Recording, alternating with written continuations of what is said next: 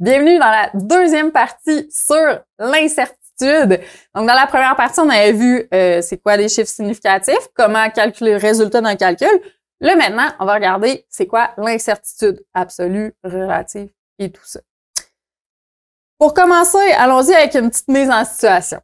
Là, tu es en labo et ton prof écrit au tableau « Le volume de la solution est de 25,0 plus ou moins 0,1 millilitres. » OK, pourquoi il n'a pas écrit juste 25 millilitres?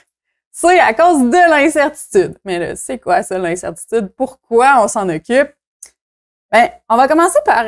Je vous pose une petite question là, de réflexion. Une mesure effectuée avec un instrument n'est jamais parfaitement précise. Est-ce que c'est vrai ou faux? C'est vrai. Il n'y a aucune mesure, il n'y a aucune grandeur physique qu'on va être capable de mesurer avec exactitude parce qu'il y a plein de facteurs qui vont faire qu'on n'a pas exactement la bonne réponse.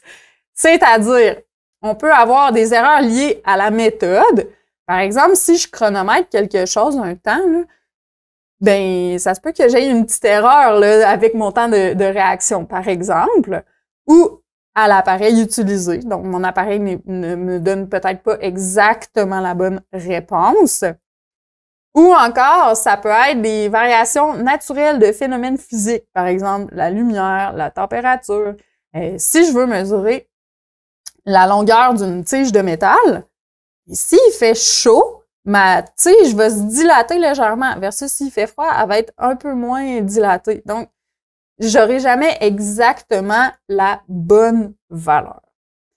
Et tous ces facteurs-là font que, ben, comme on peut pas avoir une valeur avec exactitude, on va pouvoir dire ma valeur, elle est bonne dans cet intervalle-là. Ça veut dire que la valeur que j'ai mesurée, elle est peut-être un petit peu plus petite ou un petit peu plus grande, mais elle est dans cet intervalle-là. Et c'est ce qu'on appelle l'incertitude. On appelle l'incertitude absolue. Ça veut dire, puis on la note, en fait, si ma valeur mesurée, c'est X, et mon incertitude absolue, là, mon intervalle, c'est delta X, j'aurais ici X plus ou moins mon delta X, là, qui est mon incertitude. Ça veut dire, en fait, que ma valeur ça peut être X moins delta X, mais ça pourrait être aussi X plus delta X. Ça se situe à quelque part dans cet intervalle-là. On peut l'écrire comme ça. Donc, ma valeur exacte, le X vrai, là, ma vraie valeur, elle est plus grande que X moins mon incertitude absolue, plus grande ou égale, et elle est plus petite ou égale à X plus mon incertitude absolue. Donc ça représente l'intervalle dans lequel ma valeur vraie se situe. Alors, si je reviens au problème, à la situation là, du prof dans le lab qui a écrit ça au tableau, qu'est-ce que ça veut dire concrètement? C'est que, ma valeur ici, là, mon X, c'est 25,0. Ça, c'est la mesure qui a été faite du volume. 25,0 millilitres. Et mon delta X, ça, c'est l'incertitude. Alors, ça veut dire ici, j'ai 0,1 millilitre. Ce qui veut dire, si on reprend tantôt cette expression-là, donc ma mesure exacte se trouve dans l'intervalle avec l'incertitude. En fait, concrètement, c'est que mon volume va être plus grand ou égal à 25 moins 0,1 et mon volume va être plus petit ou égal à 25,0 plus 0,1. Et donc, ça veut dire que mon volume va se trouver entre 24,9 millilitres et 25,1 millilitres. Donc, soit il se trouve dans cet intervalle-là. Alors, justement, parce qu'on peut pas le mesurer de façon exacte. Alors, c'est à ça que ça sert l'incertitude. Comment on détermine l'incertitude absolue? Il y a différentes façons de le faire selon l'instrument de mesure qu'on utilise. Par exemple, si j'ai un instrument à graduation, ça correspond à la moitié de la plus petite division. C'est-à-dire, si j'ai mon thermomètre là, ici, la plus petite graduation, donc on voit qu'il est gradué au degré. Donc, ma plus petite graduation, c'est 1 degré. Ça veut dire que mon incertitude absolue, delta X, c'est égal à la moitié de la plus petite division. Donc, ma plus petite division, c'est 1 degré Celsius. On fait la moitié. Donc, ça me donne 0,5 degrés Celsius. Donc, mon incertitude est de 0,5 degrés Celsius dans ce cas-ci. Sur un instrument à affichage numérique, l'incertitude absolue, c'est une unité sur le dernier chiffre affiché de l'instrument. Si j'ai un multimètre, le résultat qui est affiché est en milliampères, on me donne 15,3 milliampères. Alors, le dernier chiffre affiché, c'est le 0,3, c'est le dixième de milliampère, et c'est une unité. Donc, ça veut dire que ça ne sera pas 0,3, ça va être 0,1. OK? Donc, comment je l'écrirais? Donc, mon incertitude absolue, delta X, est égale à, mon dernier chiffre affiché, c'est le dixième. Donc, je vais aller au dixième, et c'est toujours une unité. Donc, 1 ici. Et les unités sont des milliampères. Et finalement, l'incertitude sur une valeur absolue, donc ça, sur une valeur théorique, donc ce serait une valeur que j'ai pas mesurée moi-même, c'est une valeur qu'on donne, par exemple, dans un problème. En fait, ça va être toujours une unité sur le dernier chiffre de la valeur. Donc, comme l'affichage numérique, en fait. Donc, par exemple, si on me donne une valeur de masse de 124 grammes, ben, l'incertitude, donc ici, ben, delta M, ce serait une unité sur le dernier chiffre. Donc, le dernier chiffre ici, c'est l'unité. Donc, ce serait 1 gramme. Et l'incertitude relative, celle-là, c'est quand on prend l'incertitude absolue puis on la compare avec la valeur qu'on a mesurée. C'est-à-dire, c'est le rapport de l'incertitude absolue sur la valeur mesurée. Qu'est-ce que ça veut dire? Ça veut dire, dans le fond, finalement, là, si j'ai une incertitude absolue de 2 mm, est-ce que c'est gros? Est-ce que c'est petit comme incertitude? Ben, ça dépend de la valeur que je mesure. Si j'ai mesuré un pont et j'ai une incertitude de 2 mm, la longueur du pont, c'est juste 2 mm, ben, ça veut dire que c'est une petite incertitude. Par contre, si je veux mesurer l'épaisseur d'une feuille de papier, j'ai une incertitude de 2 mm, ben là, l'incertitude est énorme. Donc, c'est pour ça qu'en fait, l'incertitude relative, tout est relatif, là. C'est vraiment en fonction de ce qu'on mesure qu'on va pouvoir voir si c'est une grosse ou une petite incertitude.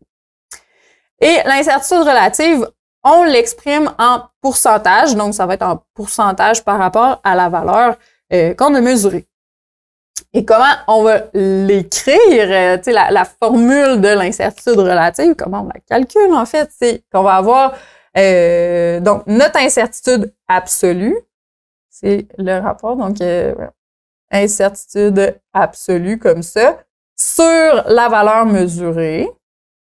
Et comme on l'exprime en pourcentage, on va faire fois 100 pour avoir en pourcentage. On va faire un problème pour mettre ça en pratique. Le problème, on dit, en mesurant la masse d'un clou à l'aide d'une balance, on obtient une masse de 14,4 plus ou moins 0,1 g. Quelle est l'incertitude relative de cette mesure? Bien, premièrement, on va aller identifier nos données. Donc, 14,4, ça, en fait, c'est la mesure, c'est la masse, la mesure de la masse. Donc, ma mesure ici, là, la masse, c'est 14,4 grammes, bien entendu. Et le plus ou moins 0,1, c'est quoi? Ben ça, c'est l'incertitude absolue qui était liée à la balance qui a été utilisée.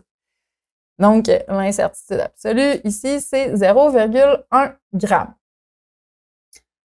Maintenant, on va résoudre notre problème. Donc, avec la formule que je viens d'écrire tantôt, en fait, si on a des delta M et M au lieu de delta X et X, mais c'est la même chose, c'est simplement la variable qui change.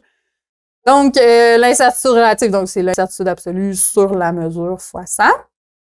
je remplace mes données, 0,1 g sur 14,4 g fois 100. Ça me donne un chiffre 0,00694, etc. fois 100. Et là, il faut tenir compte des chiffres significatifs, bien entendu. Donc, ici, on avait une division et une multiplication, là. Alors, la règle dans ça là, c'est qu'il faut que notre résultat ait autant de chiffres significatifs que la donnée qui en a le moins. Donc, si on va voir les données, ici, j'avais 3 chiffres significatifs.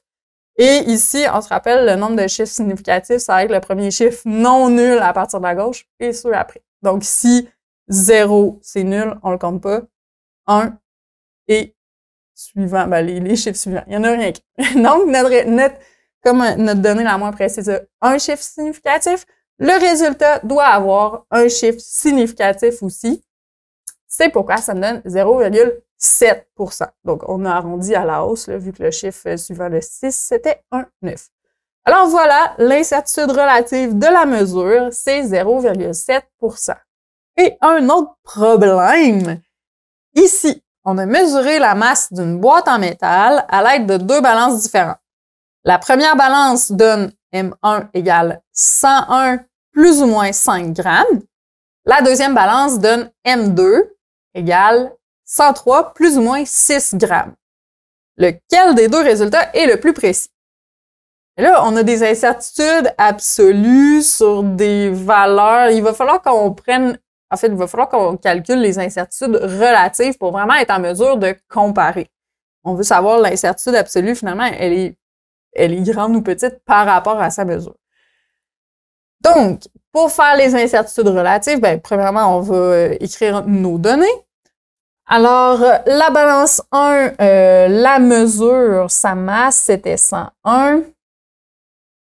C'est 101 grammes.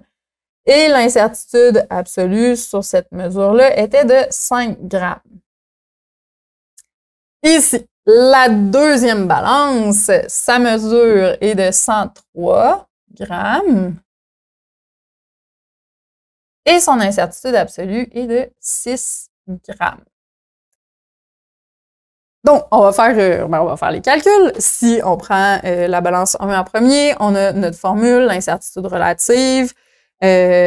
Donc, on a delta M sur M fois 100. Ben, delta M1 sur M1 fois 100. Je remplace mes données dans ma formule. 5 grammes sur 101 grammes fois 100. Ça me donne 0,050 fois 100.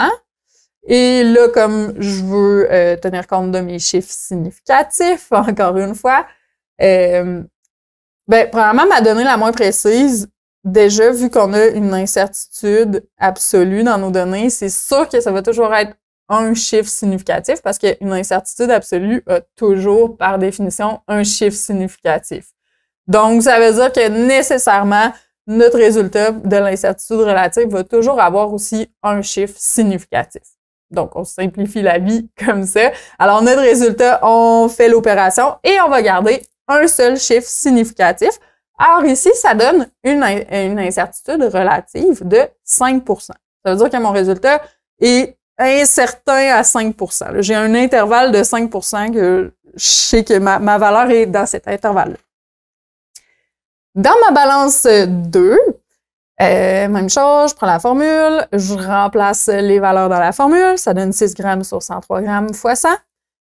Le résultat, on fait l'opération, puis on va garder, encore une fois, un chiffre significatif parce que mon incertitude absolue n'a qu'un seul chiffre significatif. Donc, ça donne 6%, l'incertitude relative. Ça veut dire qu'ici, j'ai 6% d'incertitude. Et ici, j'ai 5% d'incertitude. Ça veut dire que ici, j'ai plus d'incertitude. Donc, mon résultat est moins précis. Alors, le résultat le plus précis, qui est le moins incertain, c'est celui qui est donné par la balance M1, la balance, la première balance. Et c'est ce qui met fin à la deuxième partie de la mini-récup. Donc, si on récapitule, là, dans la première partie, on a vu c'est quoi des chiffres significatifs.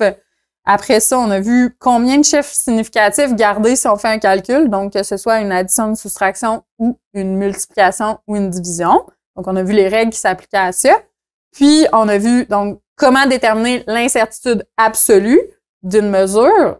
Donc, on peut le faire avec un instrument à graduation, un instrument numérique ou une valeur théorique. Donc, les trois ont chacune leurs règles. Et on a vu comment calculer une incertitude relative. Donc, une incertitude relative, toujours, on va la calculer par rapport à... C'est l'incertitude par rapport à la mesure vraiment qu'on a mesurée. Donc, avec tout ça, ça devrait bien aller. Donc, continue ton bon travail et bon succès pour la suite!